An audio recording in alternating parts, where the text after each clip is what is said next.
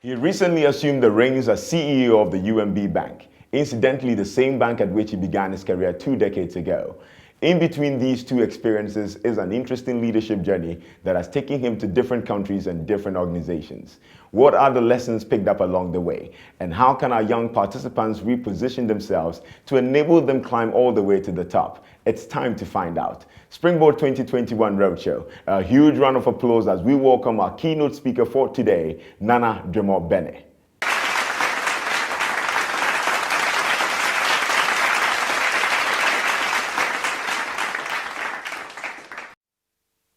And what a great delight to be here this morning and to witness this repositioning, which is done in an almost outworldly environment. One that actually resonates with the theme this morning of reimagining the future. It's been great to connect with Auntie Joyce again. It's always wonderful to hear her speak. And Reverend Albert and Comfort Ukran have outdone themselves again in the virtual world. A great applause to them. When I was asked to speak this morning, I spent some time thinking about what to say. Because you see, we live in very privileged times now. In our lifetime, the world has changed several times over. And things that we see today, we only dreamt about 20 years ago. 20 years ago, what we see in reality today were fairy tales that we read in books. But we have the privilege of living, of experiencing. How then do we take advantage of this new world which we find ourselves in? So today I will speak about 3 key lessons I have learned as I've gone through the world from the last 20 odd years, and how that has shaped my thinking in terms of the present and in terms of the future.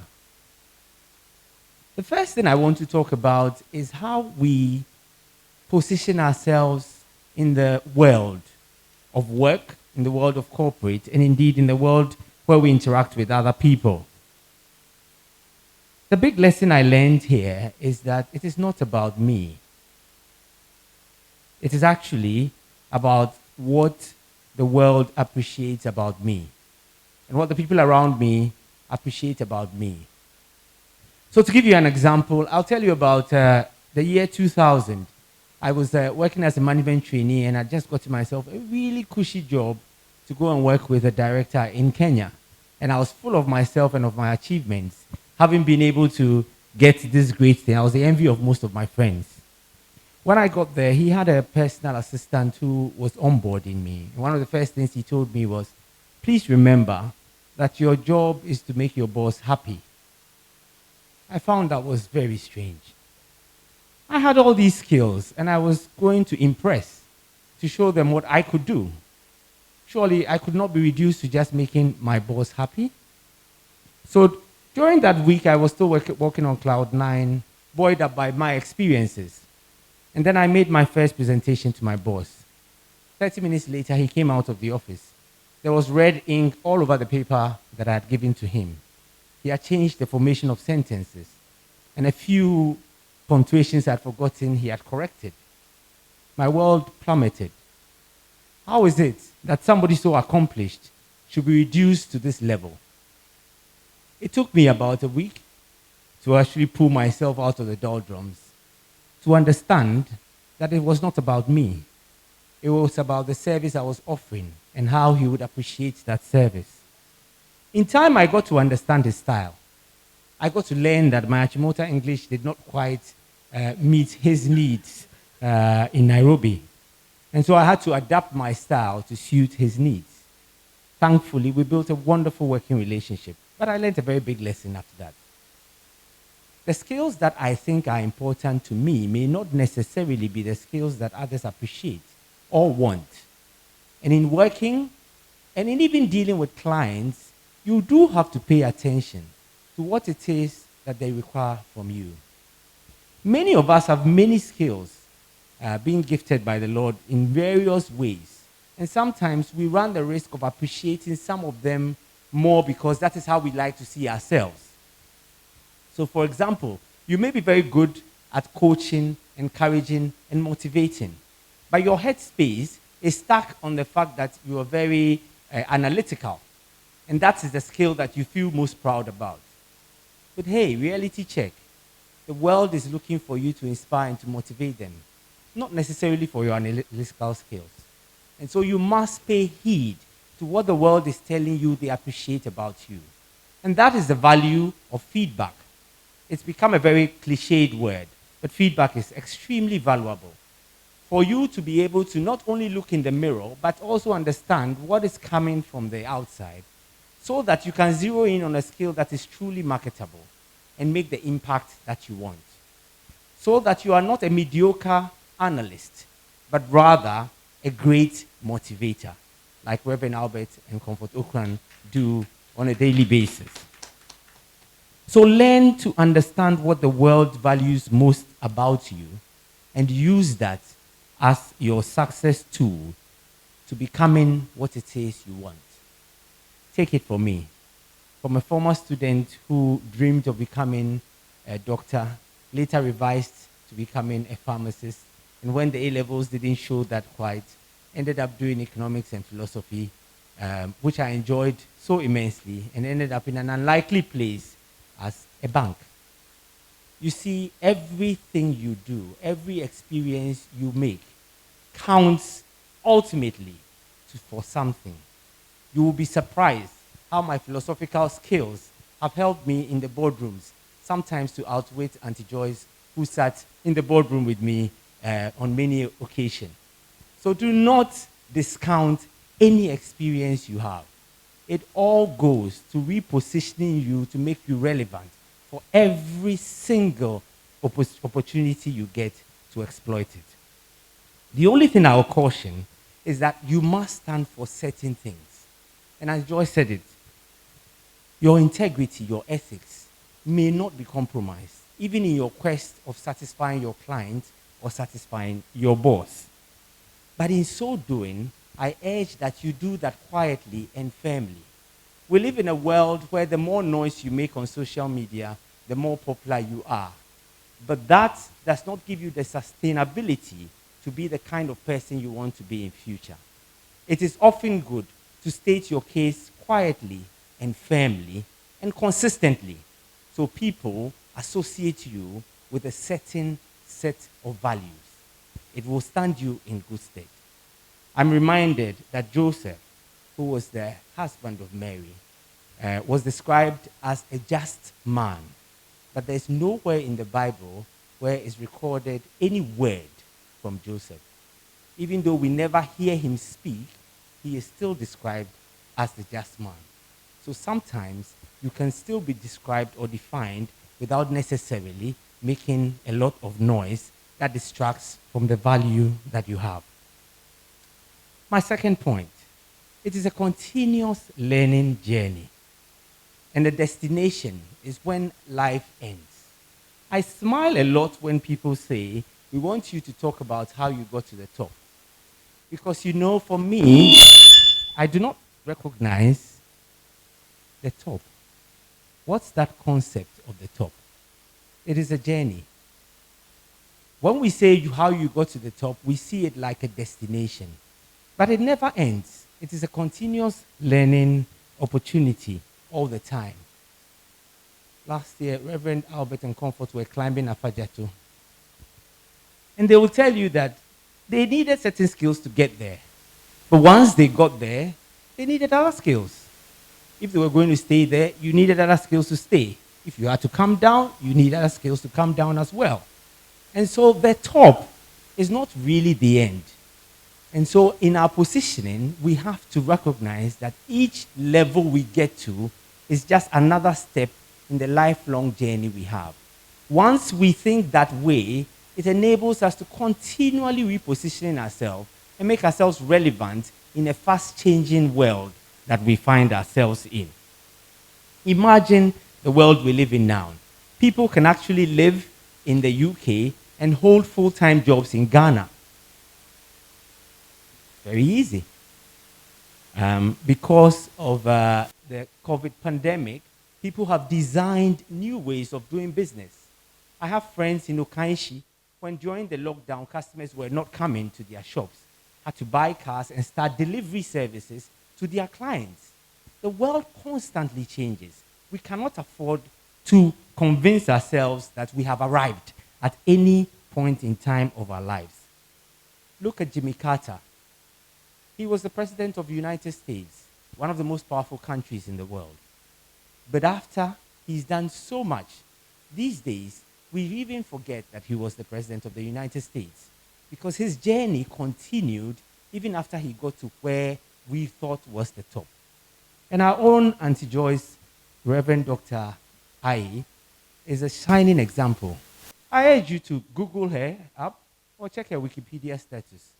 And you see there are many tops that she has summited because at each stage, it was a learning for another stage. Let us focus our lives not on a single journey, but on a series of journeys.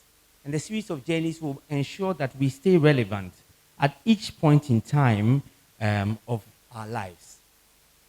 We live in a world where we have machine learning, we have robotics. 2 years ago, I was in China and I ordered room service, and a robot delivered the room service to my door. During the pandemic in Rwanda, robots were nursing some patients. This is the new world that we live in. We now have automated assistants who offer services if customers want banking services and many other services that are going on. Each time I tell my colleagues that very soon, the very core cards that we are holding will be relevant. The jobs that we now hold so dear and we value so much will not exist anymore. And if that happens, what then do we do? Learning in itself has changed. Now it's not so formal. You do not need to sit in classrooms all the time. The time has come that whatever skill we have, we see it as temporary and work to build on other skills. Because the world as we know it, our educational system as we know it, was built for a certain world that does not exist anymore. And what is our response? In this new world, it is democratized. You can go to Harvard while you sit in Agbogbloshi, in the world that we are in now. So what are we waiting for? It cannot be that what we have is satisfactory to us. We need to strive in a world that has made it increasingly accessible for us to gain whatever it is we gain, so that our repositioning and our reimagining can become a reality, even as we assess what it is that we have done in the past. So we invest. We invest in new skills every day. And all of us have to do that. Nobody has arrived. My third point talks about survival. And survival in this world. You see, the world we live in is a far cry from the Eden that the Lord designed the world to be. And so daily, we are faced with a lot of stress, even as we continually develop, and even as our civilization continually moves faster and faster. We have to recognize that there is stress in the world. And in the past, it was a sign of weakness when you succumb to stress, or when you could not sort of move on anymore. In this world we are in, it is a sign of strength to admit that you need help. And many times when we speak to colleagues, to friends, to relatives, and to all other people in the world, we encounter people who are actually battling under the weight of the stress that our new modern world has brought us to us. The encouragement is that we have to own up to the stress and seek help. There's a lot of help out here now. There's a lot of help for mental health issues, psychological issues, and it's time not to sweep it under the carpet anymore. Because our very world that we live in now has made it a part of our lives. And therefore, being proactive to deal with it is a sign, that, or is a sure strategy to help us to move on in repositioning ourselves into the new world. It is part of our strategy, and therefore it must be part of our plan as well. In addition to that, is the absolutely valuable resource of mentors. Seeking out mentors and seeking to be mentors to others as well. that dialogue that goes on through mentorship is an essential ingredient to growing, to developing, to taking advantage, and to making sure we thrive in this new world that we find ourselves in. I've been blessed with many, many mentors, and a number of them have been very tough with me. Some of them have publicly castigated me in changing some of my habits. And these people have been invaluable in my journey, or my continuous journey. An example is when I was actually taking down several robes when I walked in 5 minutes late into my mentor's meeting. And in a crowd with various people from various parts of the world, I was made to feel very small. But the end result is, I'm never late if I can help it. I think these days we are a bit too sensitive. I think that these days we take offense too easily, and we miss out the massive opportunity that failure and mentorship and correction brings into our lives. If there is one value that I think we need to adopt as we reposition ourselves for the future, is learning to put aside our feelings and taking the lesson that comes from some of these uncomfortable situations. For unless a seed first dies, it cannot grow into a tree. A word to the wise, they say, is somewhere in this room and all over the virtual world. Find yourself an anchor in life. I have been privileged to work in a number of world-renowned institutions, and I have been privileged to see people who lead such big organizations from a distance. The one thing I've increasingly learned is that as the responsibilities increase, so does the acknowledgement that there is a being somewhere who is much greater than we all are, who actually controls what we do. And the more responsibility you gain, the more you get to acknowledge that. So find that being in your life, whatever you conceive him to be. As for me, I know that I go to my Lord through Jesus Christ, and that has been a sure anchor in my life. And when things get really tough and uncomfortable, somehow he sees me through. Very much like sitting in a 4-wheel drive on a very flooded road. You see the waves of water rolling all about. But somehow you are comforted because you are a bit insulated. You are slightly higher than where the turbulence is at its most. Therefore, you gain that strength to survive. So in this world, I will encourage you and urge you, seek that anchor. It is a very turbulent world we live in. Many things are happening. And the more you gain your responsibility, the more complicated it will become. The more complex you have to face. The more issues that will be thrown at you. The more you will feel like giving up. But in my experience, once you have that anchor, it works. And in the end, you are able to move forward. I would like to end with one poem that has become one of my favorite poems for a very long time. When I finished O-Level many years ago, my father thought that I needed not to spend the time wandering around and just causing mischief. So he sent me to work in not work, but sent me to get some experience in a computer data center in the University of Ghana. And there I met a lady, Mrs. Agatha Nketia, and on her wall was this poem. And it had such an impact on me and continues to have an impact on me. I find that this is very, very relevant in these discussions that we are having today. And so, with your kind permission, I will share it with you. And I urge you to also look for some of these inspirational quotes, inspirational words, inspirational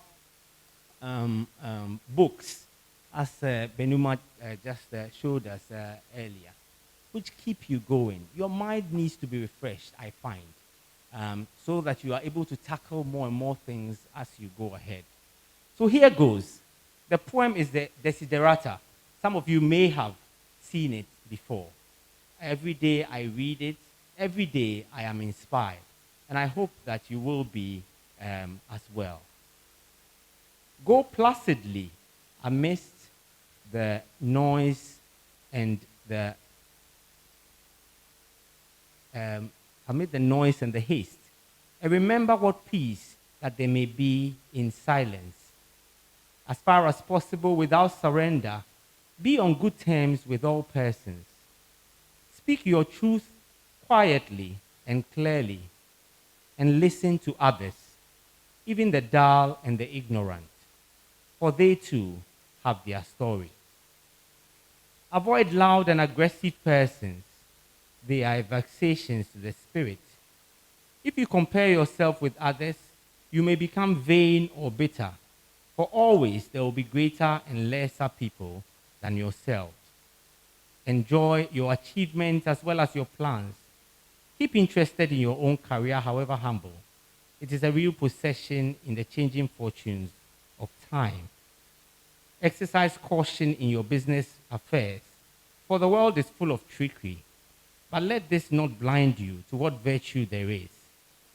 Every person strives for high ideals, and everywhere life is full of heroism. Be yourself, especially do not feign affection, neither be cynical about love, for it, in the face of all aridity and disenchantment, it is as perennial as the grass. Take kindly to the counsel of the years, gracefully surrendering the things of the youth. Nurture strength of spirit to shield you in sudden misfortune. But do not distress yourself with dark imaginings. Many fears are born out of fatigue and loneliness. Beyond the wholesome discipline, be gentle with yourself. You are a child of the universe, no less than the trees and the stars. You have a right to be here.